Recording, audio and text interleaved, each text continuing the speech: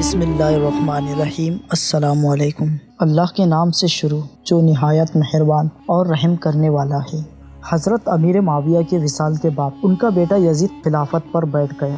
یزید ایک بدبخت اور بدترین شخص تھا۔ شراب پیا کرتا تھا، زنا کرتا تھا اور لوگوں پر ظلم کرتا تھا۔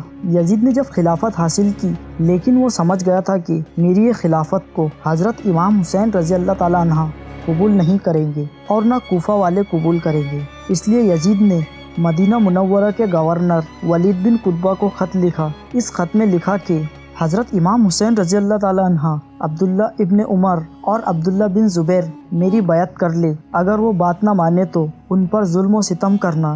حضرت امام حسین رضی اللہ تعالیٰ عنہ نے یزید کی بیعت کرنے سے انکار کر دیا، کیونکہ حضرت امام حسین رضی اللہ تعالیٰ عنہ کے نزدیک یزید مسلمانوں کی خلافت کرنے کے لیے ہرگز لائق نہیں تھا، کیونکہ یزید جھوٹ بولتا تھا، شراب پیا کرتا تھا، زنا کرتا تھا اور مظلوموں پر ظلم کیا کرتا تھا۔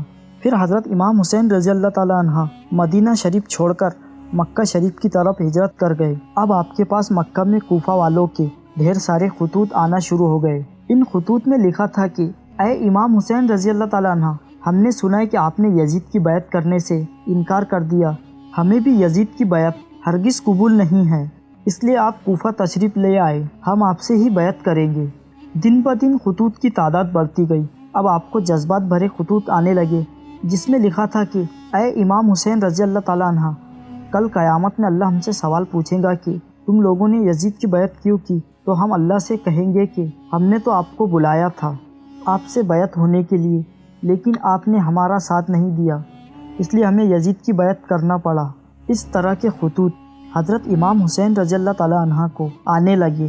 حضرت امام حسین رضی اللہ تعالیٰ عنہ نے حالت کو سمجھنے کے لیے اپنے بھائی امام مسلم بن عقیل کو کوفہ بھیجا اور یہ کہہ کر بھیجا کہ جو میری بیعت کرنا چاہتا ہے وہ سب سے پہلے امام مسلم بن عقیل سے بیعت کر لے۔ جب امام مسلم بن عقیل کوفہ پہنچے تو آپ کا استقبال بڑے ہی دھوم دھام سے ہوا اور آپ کے ہاتھوں پر 12,000 لوگوں نے بیعت کر لی۔ امام مسلم بن عقیل نے یہ دیکھا کہ یہاں کے حالات بہتر ہے، ہر گھر میں اہل بیت کے چرچے ہیں۔ پھر آپ نے اپنے بھائی امام حسین رضی اللہ تعالیٰ عنہ کے نام ایک خط لکھا جس میں لکھا کہ یہاں کے حالات بالکل صحیح ہے اور 12,000 لوگوں نے بیعت بھی کر لی ہے، اس لیے آپ کوفہ جلد سے جلد تشریف لے آئے۔ ادھر کوفہ میں جب یزید کو پتہ چلا کہ امام مسلم بن عقیل رضی اللہ تعالیٰ عنہ کے ہاتھ پر 12,000 لوگ بیعت ہو چکے ہیں، تو یزید نے ابن زیاد کو فوراً کوفہ بلایا اور کوفہ والوں پر ظلم و ستم کرنے لگا۔ سارے کوفہ والے اپنی بات سے مکر گئے اور امام مسلم بن عقیل رضی اللہ تعالیٰ عنہ کو شہید کر دیا۔ اب کوفہ کے حالات بالکل پوری طرح بدل چکے تھے۔ ادھر حضرت امام مسلم بن عقیل رضی اللہ تعالیٰ عنہ کا خط حضرت امام حسین رضی اللہ تعالیٰ عنہ کو مل چکا تھا جس میں لکھا تھا کہ کوفہ کی حالت بہتر ہے، آپ فوراً تشریف لائے۔ تو حضرت امام حسین رضی اللہ تعالیٰ عنہ نے کوفہ روانہ ہونے کی تیاری شروع کر دی۔ آپ اپنے اہل خانہ کے ساتھ کوفہ روانہ ہو گئے۔ حضرت امام حسین رضی اللہ تعالیٰ عنہ کو حضرت امام مسلم بن عقیل اور کوفہ والوں کی بے وفائی کی خبر جب پتہ چلی، جب آپ مکہ شریف سے کوفہ کی طرف روانہ ہو چکے تھے، جب آپ کوفہ کے بالکل قریب پہنچے تو یزید کی فوج نے آپ کو روکنے کی کوشش کی۔ حضرت امام حسین رضی اللہ تعالیٰ عنہ نے فرمایا، میں تم لوگوں کے بلانے پر ہی کوفہ شہر آیا ہوں، اگر تم لوگ چاہتے ہو کہ میں کوفہ میں نہ داخل ہوں تو مجھے جانے دو، میں واپس جانے کے لیے تیار ہوں۔ یزید کی فوج نے حضرت امام حسین رضی اللہ تعالیٰ عنہ کو کوفہ شہر میں داخل نہیں ہونے دیا۔ حضرت امام حسین رضی اللہ تعالیٰ عنہ نے اپنا راستہ بدل لیا اور چلتے چلتے ایک میدانی علاقے میں پہنچے تو آپ نے ایک شخص سے پوچھا یہ کون سی جگہ ہے، تو اس شخص نے کہا اس جگہ کو کربلا کہا جاتا ہے۔ تو حضرت امام حسین رضی اللہ تعالیٰ عنہ نے اپنے لشکر کو حکم دیا کہ اس جگہ پر خیمہ لگایا جائے، ہم یہیں پر قیام کریں گے۔ اس طرح حضرت امام حسین رضی اللہ تعالیٰ عنہ کربلا کے میدان میں پہنچے۔ ادھر یزید کی فوج کو معلوم ہوا کہ حضرت امام حسین رضی اللہ تعالیٰ عنہ نے اپنا خیمہ کربلا کے میدان میں لگایا ہے، تو یزید کی فوج نے کربلا کی طرف رجوع کیا۔ اس وقت یزید کی فوج کی سپہ سالاری ابن سعد کر رہا تھا۔ جب ابن سعد اور حضرت امام حسین رضی اللہ تعالیٰ عنہ کا سامنا ہوا تو حضرت امام حسین رضی اللہ تعالیٰ عنہ نے فرمایا، یا تو تم مجھے یزید کے پاس لے چلو یا تو تم مجھے اپنے شہر مکہ جانے دو۔ لیکن ابن سعد نے حضرت حسین رضی اللہ تعالیٰ عنہ کی دونوں باتیں ماننے سے انکار کر دیا اور آپ کو یزید کی بیعت کرنے پر مجبور کرتا رہا، لیکن حضرت امام حسین رضی اللہ تعالیٰ عنہ نے اس کی ایک بھی بات نہیں مانی۔ ایسے ہی کرتے ہوئے 3 محرم گزر گئے۔ اب یزید نے حضرت امام حسین رضی اللہ تعالیٰ عنہ کے سامنے 22,000 سپاہیوں کا لشکر بھیج دیا، جبکہ حضرت امام حسین رضی اللہ تعالیٰ عنہ کے ساتھ ان کے اہل خانہ اور کچھ لوگ ملا کر 82 لوگ شامل تھے۔ اس بات سے اندازہ لگایا جا سکتا ہے کہ یزید بدبخت کے دل میں حضرت امام حسین رضی اللہ تعالیٰ عنہ کا کتنا خوف تھا، جو ان کے مقابلے 22,000 سپاہیوں کا لشکر بھیج دیا، لیکن یہ لشکر بھی حضرت امام حسین رضی اللہ تعالیٰ عنہ کو مجبور نہ کر سکا۔ اس کے بعد یزید کی فوج کے سپہ سالار نے فیصلہ کیا کہ ان لوگوں کو ہرانا ہے تو ان کا پانی بند کرنا پڑے گا۔ ایسے ہی دن گزرتے گئے اور 7 محرم آ گیا۔ 7 محرم سے یزید کی فوج نے حضرت امام حسین رضی اللہ تعالیٰ عنہ کے قافلے والوں پر پانی بند کر دیا۔ کربلا میں صرف ایک نہر تھی جس کا نام نہر فراق تھا، باقی پانی کا کوئی ذرائع نہیں تھا، لیکن یزید نے نہر فراق کا پانی بھی حضرت امام حسین رضی اللہ تعالیٰ عنہ اور ان کے قافلے والوں پر بند کر دیا۔ حضرت امام حسین رضی اللہ تعالیٰ عنہ اور ان کے ساتھ جو نوجوان لوگ تھے وہ پیاس کو برداشت کرتے رہے، لیکن عورتوں اور بچوں کا پیاس کی وجہ سے برا حال ہو گیا تھا۔ ظالم یزیدی فوج نے امام حسین رضی اللہ تعالیٰ عنہ اور ان کے گھر والوں کو گھیرا ہوا تھا، اور ان لوگوں نے یہ فیصلہ کیا کہ 9 محرم کے دن حضرت امام حسین رضی اللہ تعالیٰ عنہ کو قتل کر دیا جائے گا۔ تو حضرت امام حسین رضی اللہ تعالیٰ عنہ نے حضرت عباس علم بردار رضی اللہ تعالیٰ عنہ سے کہا، عباس جاؤ اور یزیدی فوج سے کہو کہ ہمیں ایک رات اللہ کی عبادت کرنے کے لیے دی جائے۔ جب حضرت عباس علم بردار رضی اللہ تعالیٰ عنہ نے ایک رات اللہ کی عبادت کے لیے مانگی تو ان لوگوں نے حضرت عباس رضی اللہ تعالیٰ عنہ کی بات مان لی۔ جب 9 محرم کی تاریخ آئی تو حضرت امام حسین رضی اللہ تعالیٰ عنہ سمجھ گئے کہ یزید اور اس کی فوج کا مقصد صرف اور صرف مجھے شہید کرنا ہے، اس کے علاوہ یزید کچھ بھی کرنے کے لیے تیار نہیں ہے۔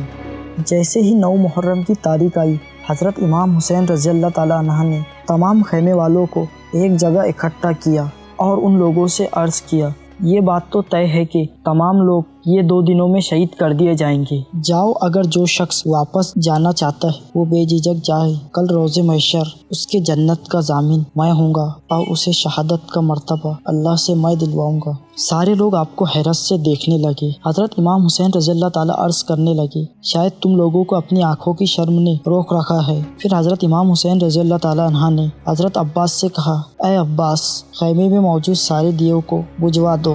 تو حضرت عباس نے خیمے میں موجود سارے دیوں کو بجھوا دیا۔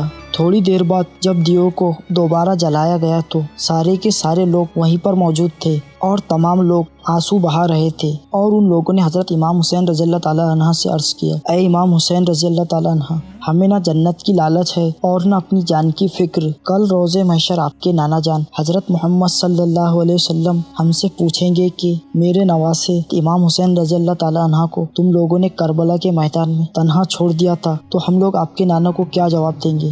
ہمیں شہادت قبول ہے اور ہم آپ کو تنہا چھوڑ کر واپس لوٹنا نہیں چاہتے۔ آخر کار 10 محرم کا دن آ گیا۔ حضرت امام حسین اور یزیدی فوج کے درمیان جنگ ہونا شروع ہو گئی۔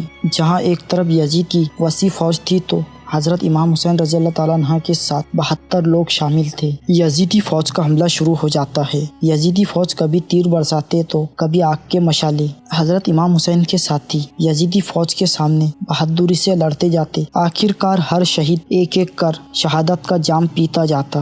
کبھی حور شہید ہوتے تو کبھی قاسم شہید ہوتے تو کبھی علی اکبر۔ تمام حسینی ایک ایک کر شہادت کا جام پیتے جاتے۔ ادھر خیمے میں حضرت امام حسین رضی اللہ تعالیٰ عنہ کے 6 مہینے کے بیٹے علی اصغر کا پیاس سے برا حال ہو رہا تھا۔ حضرت عباس علم بردار سے حضرت امام حسین رضی اللہ تعالیٰ عنہ کے 6 مہینے کے بیٹے علی اصغر کی پیاس دیکھی نہیں گئی۔ آپ نے ایک مشکیزہ لیا اور گھوڑے پر سوار ہو کر نہر فراق کی طرف روانہ ہو گئے۔ آپ نے ایک مشکیزہ بھر لیا۔ جب آپ وہ مشکیزہ بھر کر واپس لوٹنے لگے تو یزیدی فوج نے آپ پر لگاتار تیر برسانا شروع کر دیا۔ لگاتار تیر سے آپ کے بازو کٹ گئے۔ حضرت عباس علم بردار رضی اللہ تعالیٰ عنہ جب تک خیمے تک پہنچتے یزیدی فوج نے آپ کو شہید کر دیا تھا۔ اس طرح حضرت عباس علم بردار رضی اللہ تعالیٰ عنہ شہید ہو گئے۔ ادھر میدان جنگ میں ایک ایک کر تمام اہل بیت شہید ہو گئے۔ تو آخر کار حضرت امام حسین رضی اللہ تعالیٰ عنہ نے اپنے بابا حضرت علی رضی اللہ تعالیٰ عنہ کی تلوار ذوالفقار نکالی اور کربلا کے میدان میں نکل گئے۔ اکیلے امام حسین رضی اللہ تعالیٰ عنہ نے یزیدی فوج کا کافی وقت تک مقابلہ کیا اور تمام یزیدی فوج کو جہنم واصل کرتے رہے۔ तमाम यजीदी फौज गाजर मूली की तरह खत्म होती गई। पूरा लश्कर घबरा गया। आप तन्हा होने के बावजूद भी आपके मुकाबले में कोई ना आ सका। यजीदी फौज को यकीन आ चुका था कि हम हजरत अली के बेटे से मुकाबला नहीं कर सकते। यजीदी फौज के सिपा सालार ने फौज को हुक्म दिया कि हजरत इमाम हुसैन रज़ियल्लाहु ताला अन्हु पर एक साथ तीर बरसाए। फिर यजीदी फौज ने एक साथ मिलकर हजरत इमाम हुसैन रज़ियल्लाहु ताला अन्हु पर तीर बरसाना शुरू कर दिया और कुछ सिपाही आप पर एक साथ मिलकर हमला कर रहे थे, फिर भी आप उनसे मुकाबला करते रहे और ये साबित किया कि बातिल चाहे तादाद में कितना भी हो, लेकिन वो हक और सच के सामने बिल्कुल टिक नहीं सकता। यजीदी फौज और हजरत इमाम हुसैन रज़ियल्लाहु ताला अन्हु के बीच काफी देर तक जंग चलती रही। हजरत इमाम हुसैन रज़ियल्लाहु ताला अन्हु यजीदी लश्कर का सामना करते रहे। वक्त तेजी से बीतता गया। इस दौरान नमाज असर का वक्त हो गया। इस मुश्किल वक्त में भी हजरत इमाम हुसैन रज़ियल्लाहु ताला अन्हु ने नमाज असर को अदा करने का फैसला किया। जबकि चारों तरफ हमला लगातार हो रहा था, आपने नमाज पढ़ना शुरू किया तो यजीद की फौज को वो मौका मिल गया जिसका वो लोग इंतजार कर रहे थे। जैसे ही इमाम हुसैन सजदे में गए, वैसे ही शिम्र जालिम ने तलवार निकाली और आपके जिस्म से गर्दन को अलग कर दिया। इस तरह हजरत इमाम हुसैन रज़ियल्लाहु ताला अन्हु को शहीद कर दिया गया। इसके बाद आपके सर मुबारक को नेज़े पर रखकर पूरे कूफा में घुमाया गया और गली गली घुमाकर जुलूस निकाला गया और आपकी घर के औरतों को कैदी बनाकर बाजारों में लाया गया। दोस्तों, अहले बैत वो घराना है जहाँ जिब्रील भी इजाज़त लेकर अंदर आते हैं। इमाम हुसैन रज़ियल्लाहु ताला अन्हु के घर वालों में से आपकी एक औलाद ही बची थी जिनका नाम ज़ैनुल आबिदीन था। यजीद जीतकर भी हार गया, लेकिन आज भी इमाम हुसैन रज़ियल्लाहु ताला अन्हु पूरी दुनिया में क़यामत तक जिंदा है और आपने साबित कर दिया कि हक के मुकाबले में बातिल कुछ नहीं कर सकता। इस्लाम जिंदा होता है हर करबला के बाद।